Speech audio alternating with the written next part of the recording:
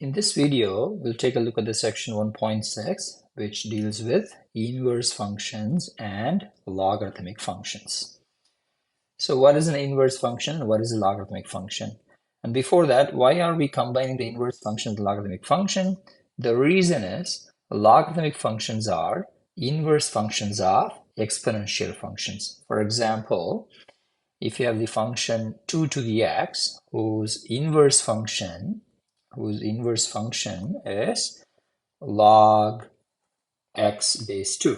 And if you have the function 10 to the x, whose inverse function is log x base 10, which is popularly known as log x. And if you have the famous function e to the x, whose inverse function is log x base e, which is again popularly known, as you all know, as ln of x. So whenever we say ln of x, we mean by ln of x base e, which is basically the inverse function of the exponential function e to the x. So that is why we discuss these two together. All right, now let's take a look at the inverse functions. So what is an inverse function? What is the domain? What is the range? And how do we find this algebraically? How do we find this geometrically, and so on? Let's take a look. But before we go there, let's take a quick review of the function. So what is a function? If you have a function f, and whose domain is a, and the range is b, so we're going to say graphically, here is the function, that is the domain f of f. This is the domain, and here's the range.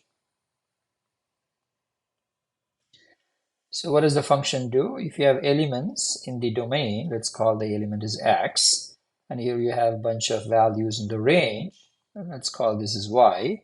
For every input in x, f is supposed to assign an output in the y. So it has to do two things. Number one, for every input in x, you should have an output. Number one. Number two, it can have only one output. It cannot have two outputs for a single input. So for example, what I can have is that I can have x going to y and x going to another z, right? You can do that.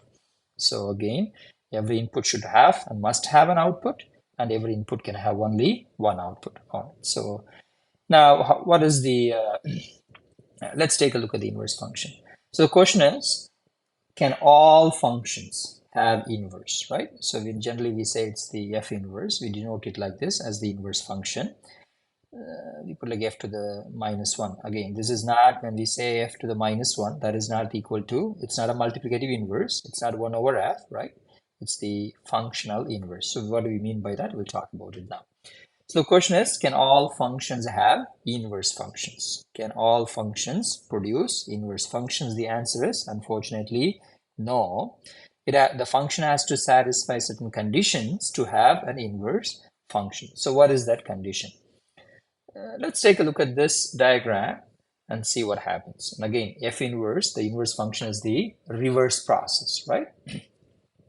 So if this function f, what does it do? You have a domain A whose elements are 1, 2, 3, 4, and the function f maps the element 1 in A to an element 2 in B.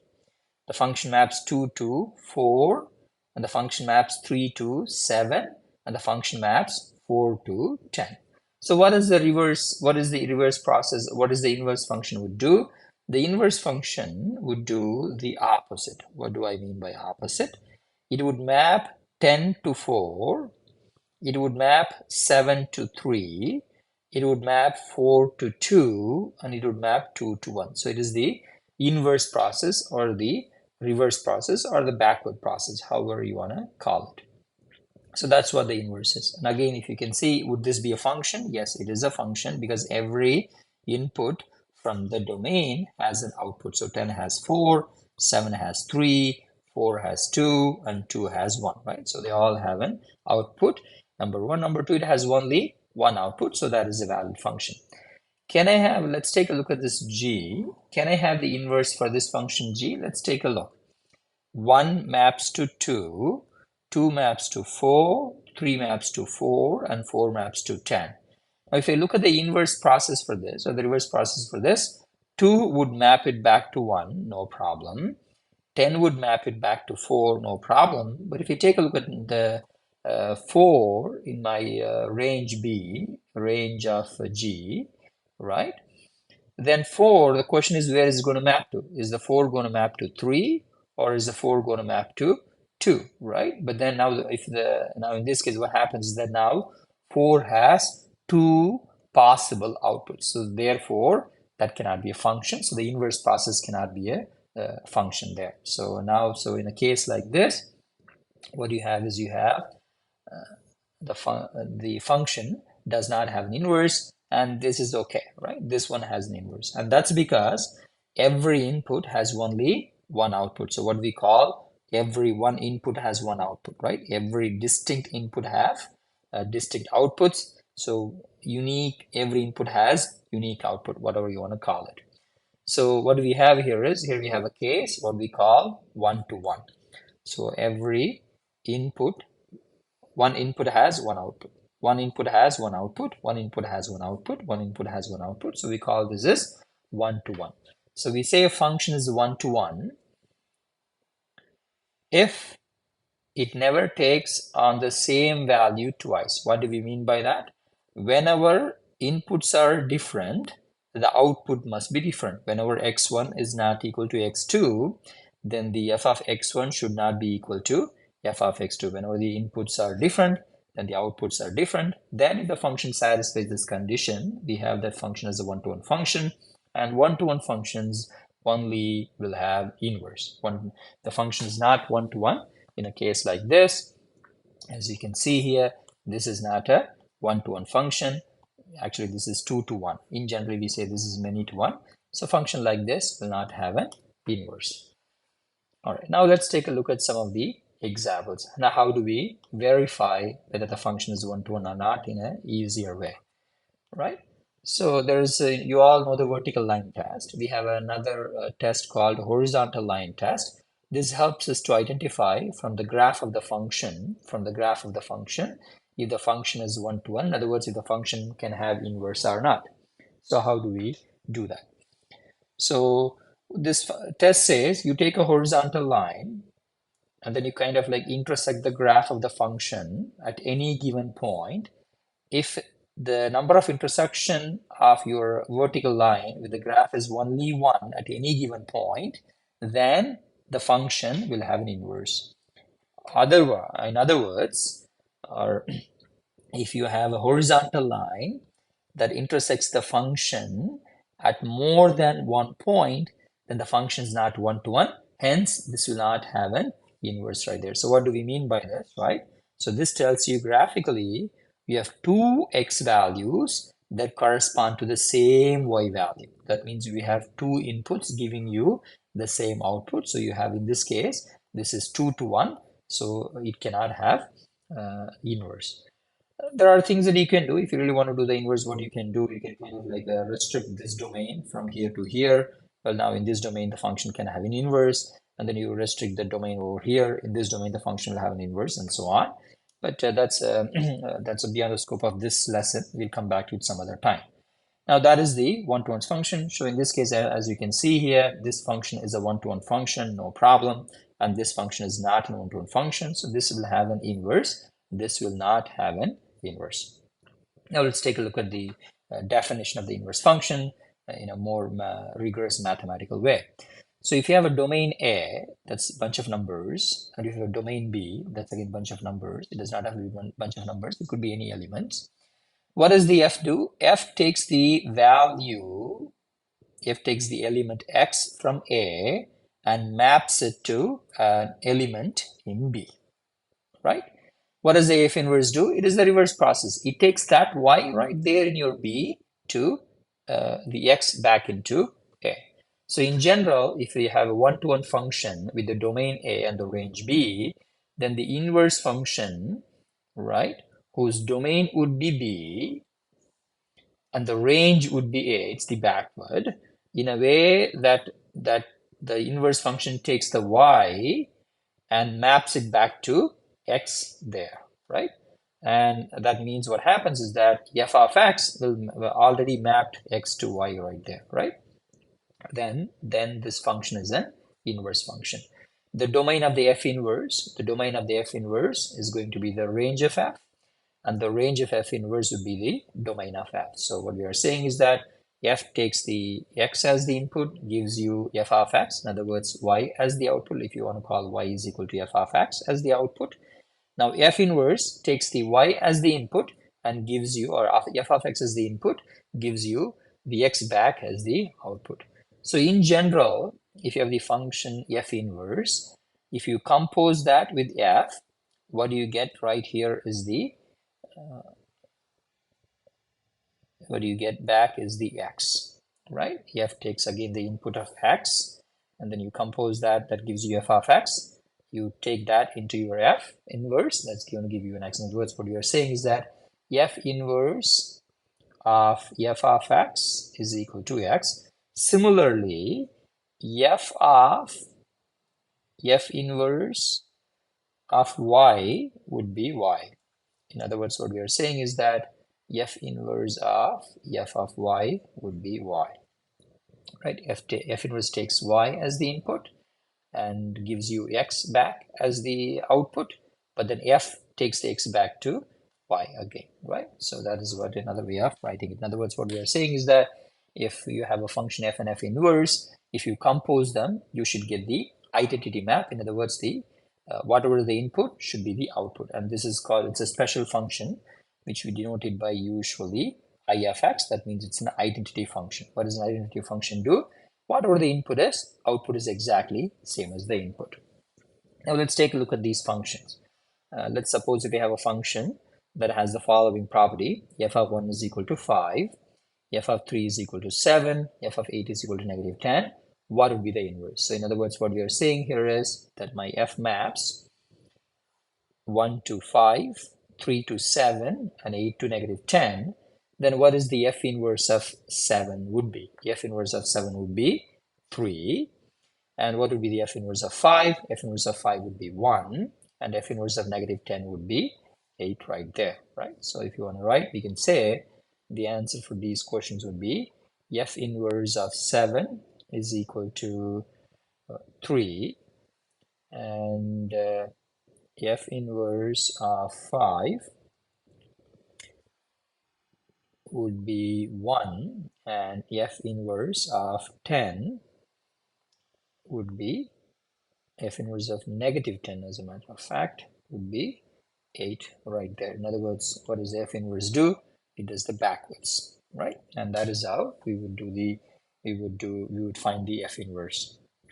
Now, how do we find the f inverse algebraically? If a function is given in algebraic form, how do we find the inverse algebraically?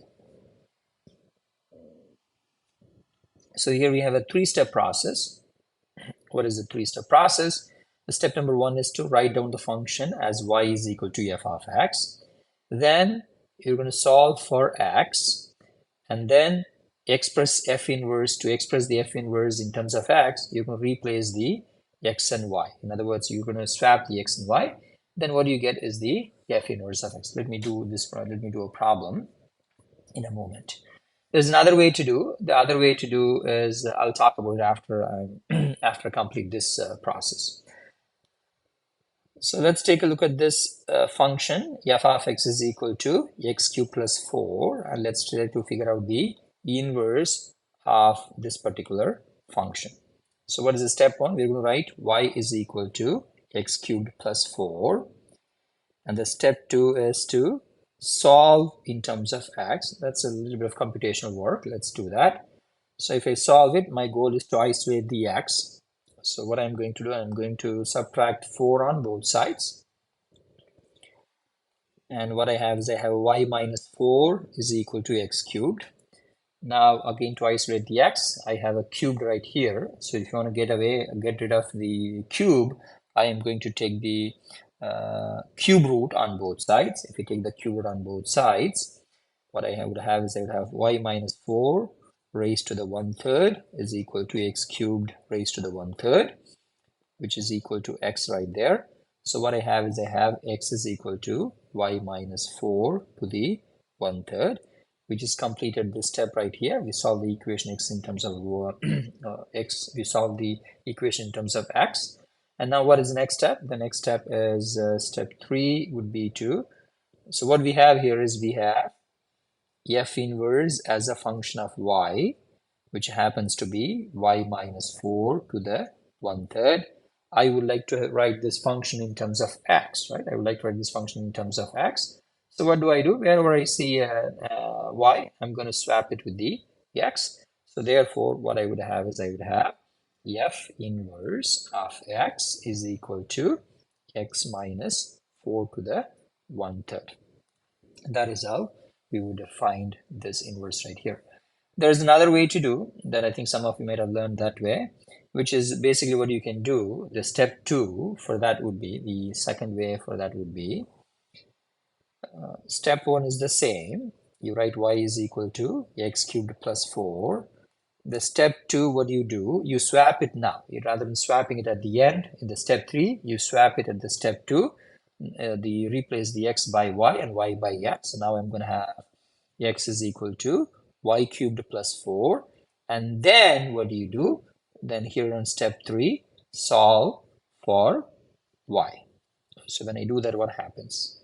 Then I'm going to have again the same thing. X minus 4 is equal to y cubed. And then if you take the cube root, I'm going to have y is equal to x minus 4 to the 1/3. And you can say this is equal to f inverse of x. And again, the same process, just that whether you are swapping it at the beginning or whether you are swapping it at the end is just a matter of difference over there. I'll let you do however you like to do. And here's a problem for you to work it out. Try on your own, take few minutes, and then work it out on your own. Now the next question is, how does the inverse would look like geometrically? So in geometrically, the inverse is basically we are swapping in a way a and b, right? So if you have a point a comma b, right? In other words, x comma f of x, right? It's basically a reflection. The inverse would be the reflection of that point on your line y is equal to x, right? So if you have a comma b, the inverse is going to give you b comma a. So which is basically, if this is the x value and if this is the y value, then the x value is going to become the y value and the y value is going to become the x value. So just the reflection of that. So in general, if you have a graph, that f of x graph is like this, you draw a line y is equal to x, and then you just reflect it along this line, and what you get right here is the graph of the function f inverse. Let's take a look at how does the inverse would look like for some of the functions that we talked about it earlier, right? So for example, for this guy, how does the inverse is going to look like? So let me copy paste this one down here. Let me erase these line to make it look better.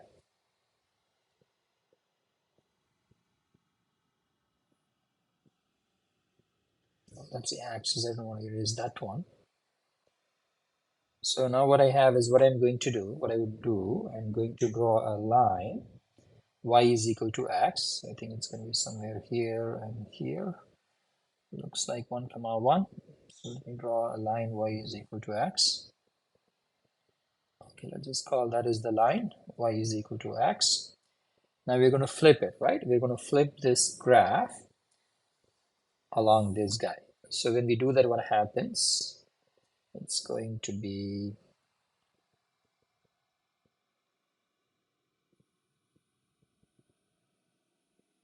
didn't do a good job of my line y is equal to x. So it didn't come out nicely, but then you get the idea there, right? So that is this pink curve is the inverse of the function y is equal to x cubed.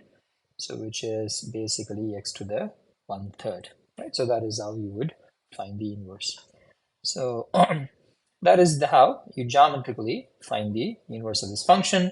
This is how you find the inverse of the function algebraically. And this is how the inverse function process works, right? I will stop it right here. We'll talk about the logarithmic functions, how the logarithmic function works in the next video.